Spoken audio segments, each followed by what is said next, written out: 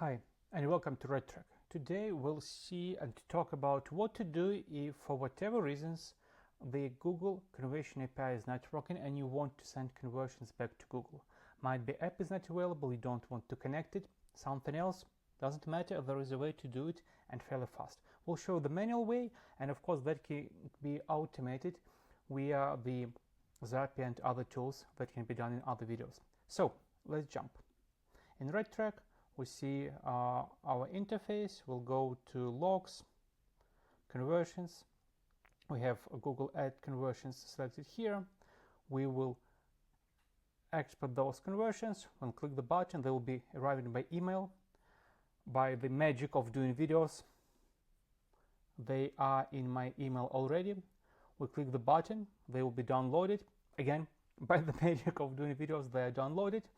And we go to Google Drive, click New, File Upload, we pick up the conversions, we upload the file, we open it up with Google Sheets, and now we have two options. First, you consider if you want to change add user data and add personalization, which is a requirement field for Google conversion upload. So if you want to change it, you'll have to manually change it to the value that allowed. You'll have the value in the description of this video. And then you have two options. You can either save this file to file, save as, file, download. You can download this CSV, which is more familiar for me, or you can just have it as a Google Sheet link, which will also do the trick like this, allow access and copy link. So I'll do the CSV. What I'll do then, I'll go back to Google Ads, I'll go to goals. In goals I'll go to uploads, and here I will do the new upload. I'll show you uploads, new upload. I'll select the source, I'll do a file. You can do Google Sheets,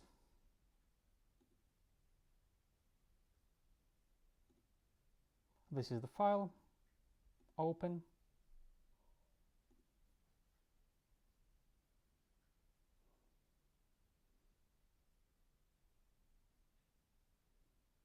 Okay, there is no unhashed private customer data. Might be there is hashed customer data, so apply.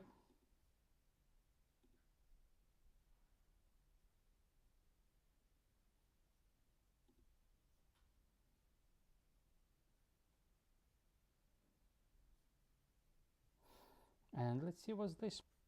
Yeah, and I can see what's this because I have downloaded CSV, which I should not have done. So let's go back, upload a file.